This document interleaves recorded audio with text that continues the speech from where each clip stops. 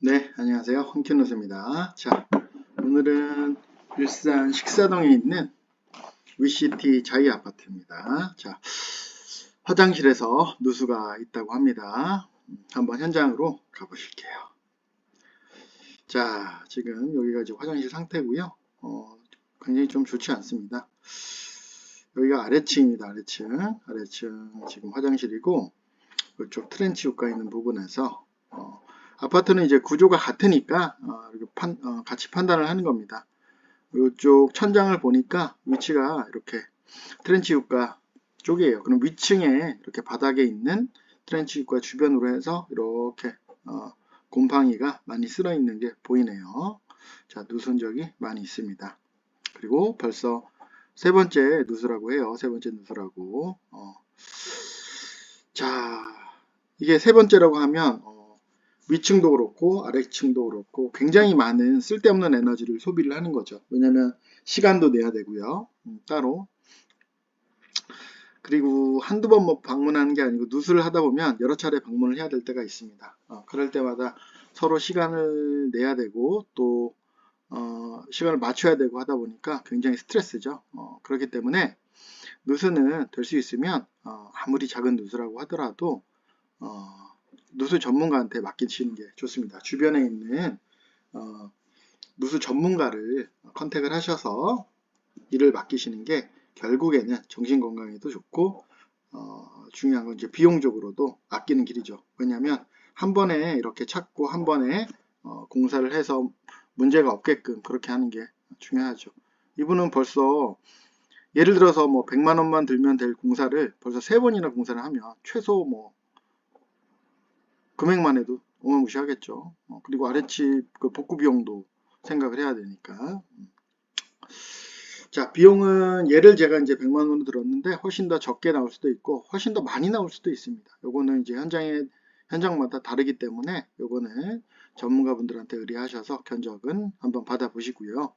중요한 거는 건축하는 사람은 누수 전문가가 아닙니다. 건축은 뭐 분야가 너무나 많기 때문에 제가 최소한 뭐 수백 개, 수천 개가 되기 때문에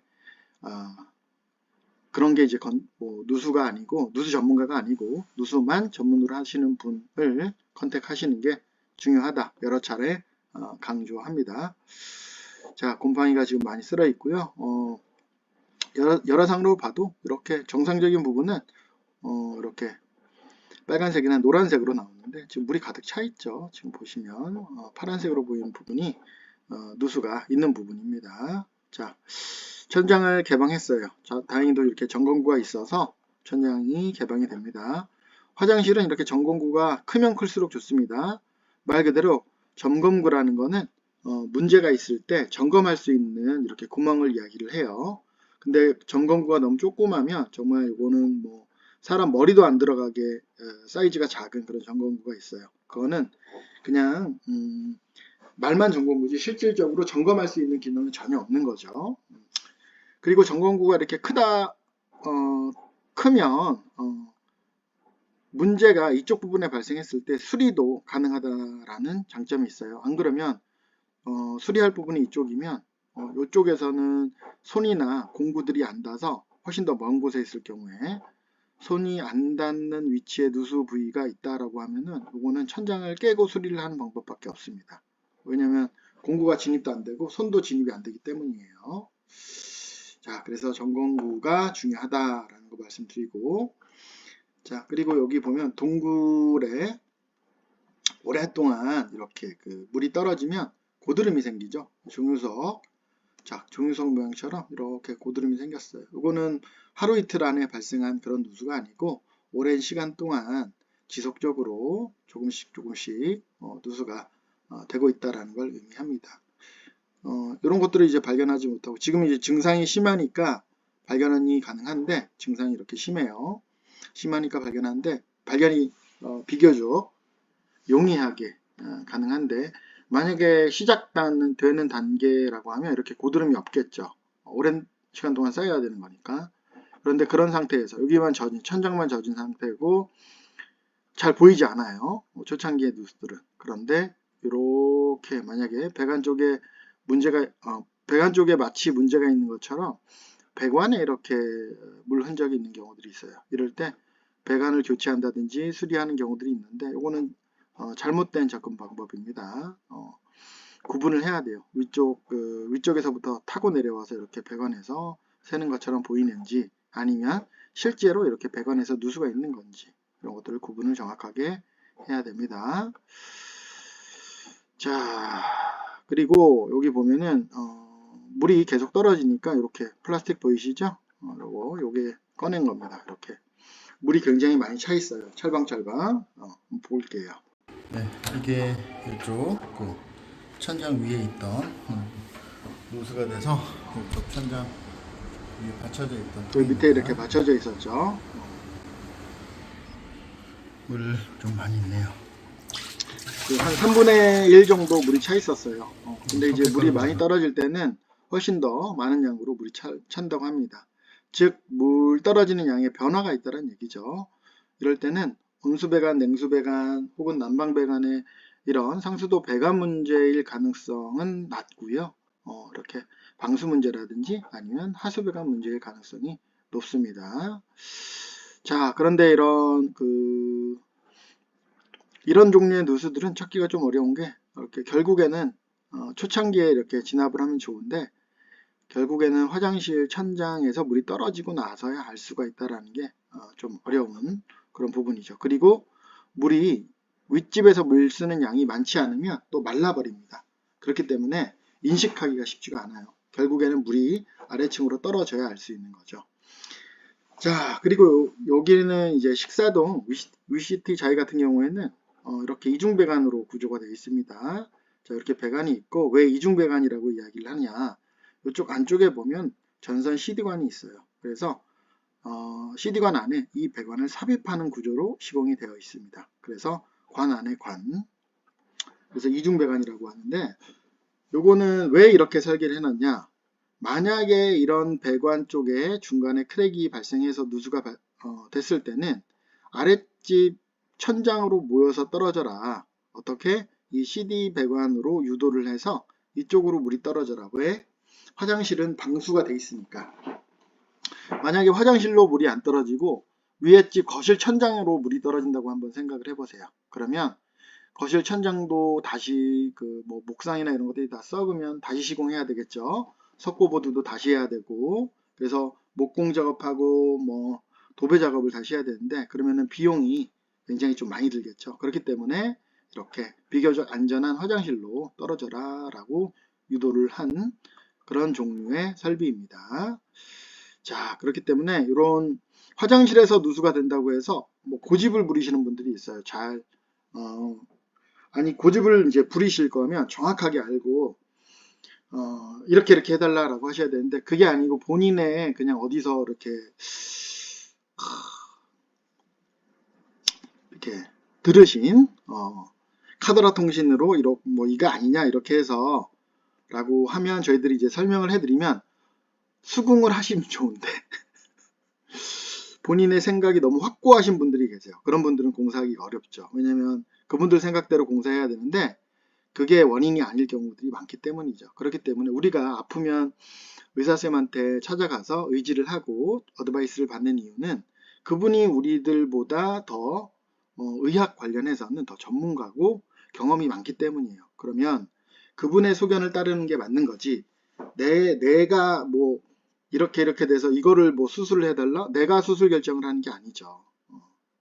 그렇게 할 거면 그냥 본인이 하는 게 낫죠. 본인이 병원을 갈 게 아니고 즉 누수 전문가한테 의뢰를 했으면 누수 전문가한테 판단을 맡기고 이렇게 결국에 공동의 목표는 새던 물이 멈추면 그게 맞는 거잖아요. 그렇죠? 그렇기 때문에 물을 멈추게 해달라 라고 이렇게 의뢰를 하시는 게 좋지 중간중간에 이렇게 개입을 하시는 거는 그렇게 썩 바람직하지가 않습니다. 자, 그리고 누수 원인은 요 배관 이런 케이스들이 그래요. 이렇게 배관 누수가 아닌데 이 배관 누수가 아닌데 자꾸 이거 배관을 수리를 해달라고 하는 거예요. 아닙니다. 배관 누수가 아니고 이거는 방수가 문제가 있는 거예요. 여기를 수리를 100번이고 1000번이고 모든 이 배관을 다 갈아봤자 누수가 계속 된다는 얘기죠. 그래서 아닌 걸 아니다 라고 말씀드리는데, 받아들이지 않으면 방법이 없습니다. 정말 힘들죠. 그래서 조금 아는 것은 위험하다. 카더라 통신으로 아는 것은 매우 위험하다 라고 말씀드립니다. 자, 그리고 요렇게 지금 목재가 다 썩어 있어요. 이렇게 보시면. 그리고 물이 가득 차 있고요. 이유는 이렇게 위에서 떨어진 물이 이렇게 새기 때문이죠. 자, 위층 왔습니다. 트렌치 주변으로 상태가 굉장히 좋지 않고요. 그리고 이렇게 대리석으로 지금 그 싱크대가 다이가 짜져 있어요. 그렇기 때문에 검사가 용이하지 않아서 이렇게 내시경을 진입시켜서 검사를 합니다. 내시경 진입시켜서 문제 있는 거 확인했고요. 누수가 원인이 굉장히 다양하기 때문에 한번 갔을 때 입체적으로, 종합적으로 꼼꼼하게 검사를 해야 됩니다. 그래야 두 가지 목적이 있죠. 첫 번째, 누수의 원인을 찾아내는 것. 이 첫 번째 목적이고요. 두 번째, 추가적으로 혹시 다른 쪽에도 누수가 진행되고 있는지 여부를 판단하는 것. 그렇기 때문에 요거는 이제 누가 전문가가 아니면은 사실은 좀 찾기가 쉽지가 않죠. 그렇기 때문에 이렇게 또 장비를 갖춘 전문가분들을 모시는 게 중요합니다. 자, 그리고 이 윗집도 점검을 해달라고 하시더라고요. 즉, 지금 예를 들면 여기가 10층인데, 예를 들면 여기가 10층인데 지금 9층으로 누수가 되고 있어요. 그런데 본인 집 10층 천장에서도 누수가 있는 것 같다라고 점검을 해달라고 하시더라고요. 그래서 보니까 11층이죠. 11층. 10층의 천장, 11층에서도 마찬가지로 비슷한 형태의 누수가 있는 것까지 확인을 해드렸습니다. 자, 그리고 이 11층 누수는 아직 지금 이 현장 10층에 있는 누수처럼 굉장히 심각한 단계가 아니기 때문에 일단 확인만 해드렸고, 그래도 심각하지 않더라도 이 작은 누수가 결국에는 심각하게 퍼지는 거죠. 결국에는 간단하게 해결할 수 있는 누수일 수도 있기 때문에 확인하고, 그리고 11층에도 말씀을 꼭 드리라 이렇게 어드바이스를 해드렸습니다. 자, 여기 현장 같은 경우에는 요 바닥 공사, 그 방수 공사를 지금 진행을 해야 되는 그런 상황인데, 보시면은 이렇게 젠다이도 짜져 있고 세면대도 있고요. 여기 바닥을 전체를 걷어내고 공사를 해야 되는데 이런 것 때문에 쉽지가 않습니다. 그렇게 되면 다시 세면대를 짜야 되고 맞춰야 되고, 이건 뭐 기성품이 아니고 이거는 짜서 맞춘 거기 때문에 다시 제작하는데 또 시간이 걸리겠죠.